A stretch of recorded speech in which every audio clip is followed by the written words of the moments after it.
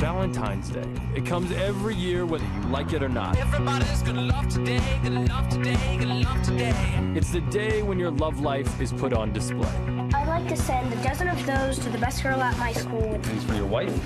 I'm 10 years old. No, I'm sorry, I didn't realize. Where there's always a chance for romance or disaster. Okay, I'm gonna go now, okay. It can be confusing. It's Valentine's Day today? Hello? No, it's a Monday. Valentine's Day always falls on a Thursday. Who's your head? That's Thanksgiving. That was a clip from the 2010 rom-com Valentine's Day. It's just one of the films you can snuggle up with and stream this week with your loved one. Yeah, a little flashback. But joining us now with 5 suggestions, depending on your love language, is Josh McBride. Hi, Josh. Hi, guys. You know, I thought about this afterwards, and I was thinking maybe I should have included a horror movie or something really scary for those that are maybe not in a relationship this year. or it makes you snuggle up when you're in a horror movie. You mean like Night of the Living Dead? Guys, you just saw right there. It's Valentine's Day. I love this movie. This is really like a classic. It came out in 2010. It's on Hulu right now.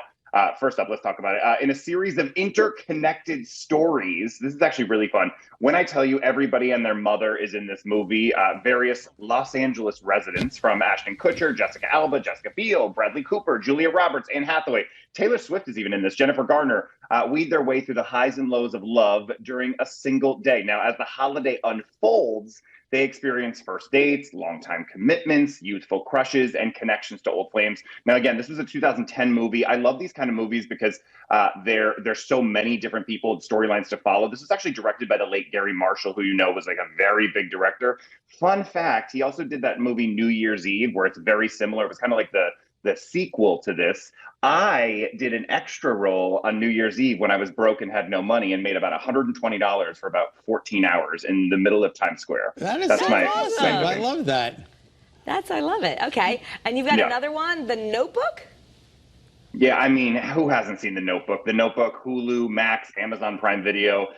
This one will make you cry if you haven't seen it, and if you've seen it, it'll make you cry again. In 1940s, South Carolina mill worker Noah Calhoun, played by Ryan Gosling, of course, and rich girl Allie, played by Rachel McAdams, are desperately in love, but her parents don't approve. Now, when Noah goes off to serve in World War II, it seems to mark the end of their love affair. But in the interim, Allie becomes involved with another man. Now, when Noah returns to their small town years later, on the cusp of Allie's marriage, it soon becomes clear that their romance is anything but over. The Notebook, you can grab it on Hulu, Max, Amazon Prime Video. Guys, this will rip your heartstrings out. This is one of them. I can't watch this movie without. It's also a long movie, if I remember correctly, right? Yeah, it's pretty long. I can't remember. Yeah. But this one, the next one, your recommendation, I love this. How to Lose a Guy in 10 Days. So funny. Yeah, on Paramount Plus, an advice columnist, Andy Anderson, played by, of course, Kate Hudson, tries pushing the boundaries of what she can write about in her new piece about how to get a man to leave you in 10 days. Her editor, Lana, loves it, and Andy goes off to find a man she can use for the experiment. Now, enter executive Ben Barry, Matthew McConaughey, of course, who is confident in his romantic powers that he thinks he's going to make any woman fall in love with him in 10 days. And when Andy and Ben meet, their plans backfire. This one, How to Lose a Guy in 10 Days on Paramount Plus, another real classic rom-com, easy one. You know, I feel like this one's always still on TV as of today. It's funny, and teens like it. Helena was watching it. Oh, really? Yes. So, okay. Yeah. Love and Basketball.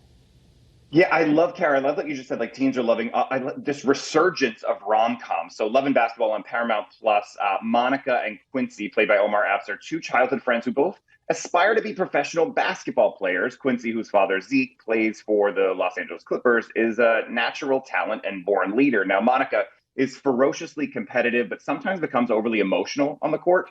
Over the years, the two begin to fall for each other, but their separate paths to basketball stardom threaten to pull them apart. You can grab Love and Basketball on Paramount Plus. Another one which is having this sort of resurgence moment.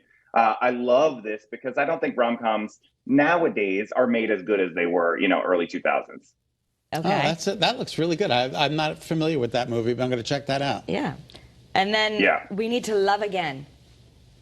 Yeah, this one's on Netflix. Love Again on Netflix. This is actually this is the only newer one we're really talking about today. This came out last year. Coping with the loss of her fiance, Mira Ray sends a series of romantic texts to his old cell phone number, not realizing it was reassigned to journalist Rob Burns. Now, Rob becomes captivated by the honesty of her words and the beautifully constructed texts. When he's assigned to write a profile of superstar Celine Dion, who stars in this, he enlists her to help figure out how to meet Neela in person and win her heart. This was a 2023 movie.